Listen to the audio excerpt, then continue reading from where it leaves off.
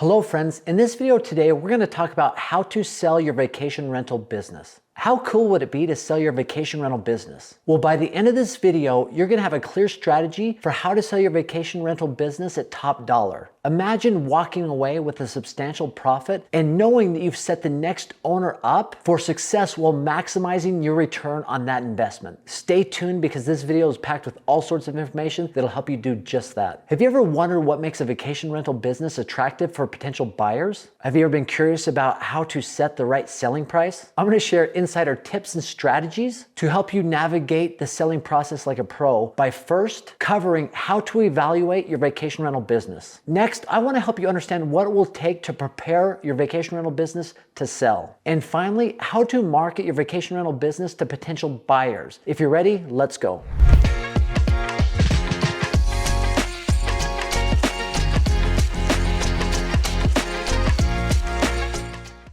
So let's talk about how do you evaluate your vacation rental business. The first thing you need to do is evaluate each home inside that portfolio to determine each home's value and worth. So knowing that, let's discuss how you evaluate one property. Well, first off, I like to do something that's just a quick snapshot that gives me a pretty good idea of what the home is worth. And this is a simple process that I use for all my vacation rental homes, and it goes like this. If annual rents are at least 10% of the purchase price, that's going to be an okay deal, right? So if the home can generate $50,000 in revenue and the home costs $500,000, that's okay. But if the home can generate $75,000 or 15% of the purchase price, that's a really good deal. But if the home were to generate $100,000 and it's listed at $500,000, or you're thinking of listing at $500,000 and it can generate 20% rents of annual revenue, that is a phenomenal deal. So first off, just a quick snapshot of looking at that to help you determine what the other buyer might think by that simple process is gonna start you off on the evaluation process. And obviously, based off that model, that's not gonna determine your value or the price you're gonna sell the property or what its value will be inside the portfolio, but it gives you a starting point.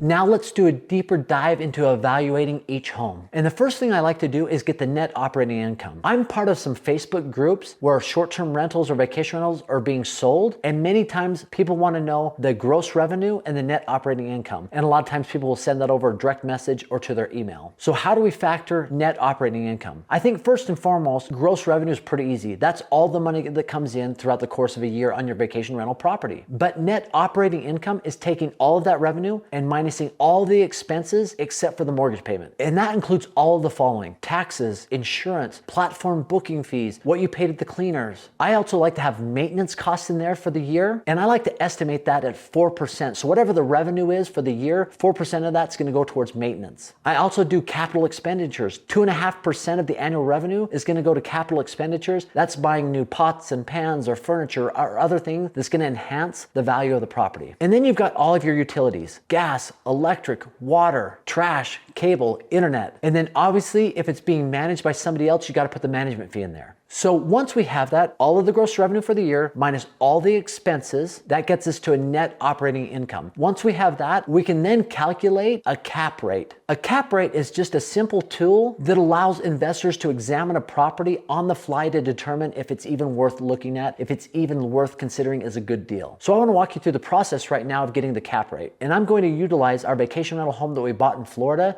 to do just this. So if I was looking to evaluate our vacation rental property in Florida, I first want to get total revenue for the year. That is gross rents for the whole 12 months. So it did $147,551 for the year of 2023. Now, as I went through expenditures, I added those all up and I did everything that we talked about. That came to just over $49,000. And from there, I'm going to subtract the expenses from the gross revenue, which brings me to $97,721. And let's say that we wanted to sell this property for just, I'll throw it out there, $950,000. Now, once I have that, I divide the purchase price into the net operating income. So I'm going to divide $950,000 into $97,721. And that is going to give me my cap rate. When I do that, it comes out to 10.3%. So what is that saying? That is saying that if somebody were to come in and buy this property cash for $950,000, they can expect to get a 10.3% return on their money because all the revenue that's coming in minus all the expenses is going to produce to them 10% return on their money. They're going to receive a little over $97,000 for the year on their $950,000 investment. And that's really what people are looking for on the fly to determine if it's good investment compared to other investments.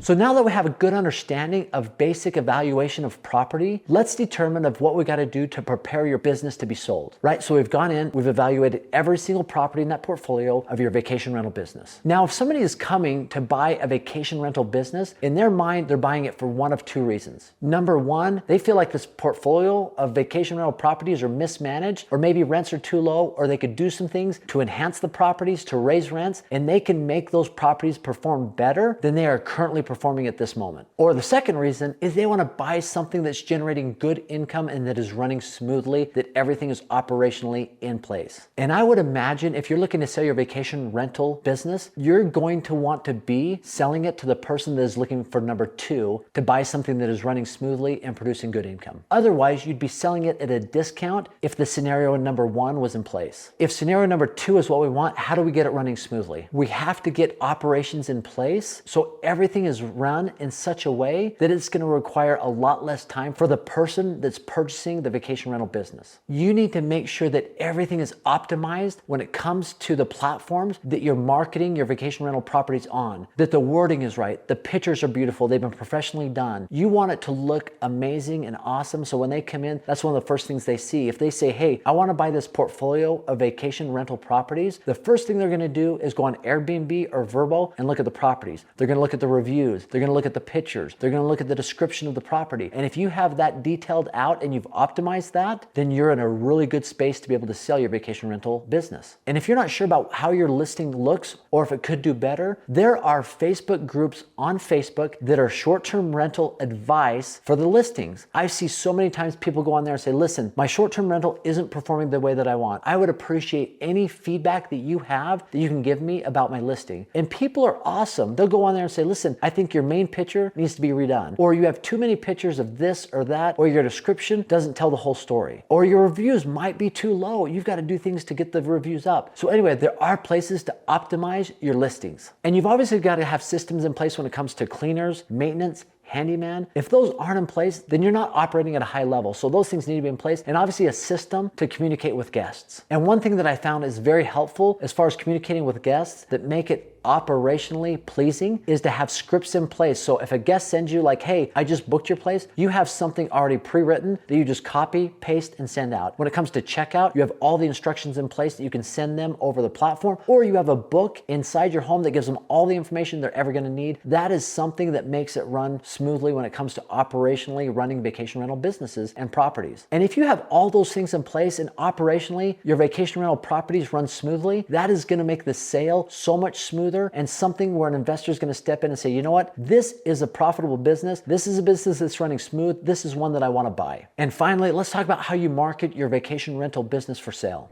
One of the easiest things to do, and I've mentioned this time and time again in my videos, is being a part of vacation rental or short-term rental groups on Facebook. There is so much transactional things that take place. I see a lot of people. There's actually a Facebook group called Short-Term Rentals for Sale. And people are saying, hey, I'm selling my vacation rental property, and there will be 50, 60 comments sometimes where people are like, I would like more information. Talk about an awesome pool of targeted people that want to buy vacation rentals or vacation rental businesses. Another option is being part of mastermind groups in the real estate arena. I'm part of one right now, and there's a lot of people that if I were looking to sell my vacation rental business, I know I could reach out to them and they could within minutes point me to the right person that might be interested. So being part of masterminds or groups is a great way to be able to find potential buyers for your vacation rental business.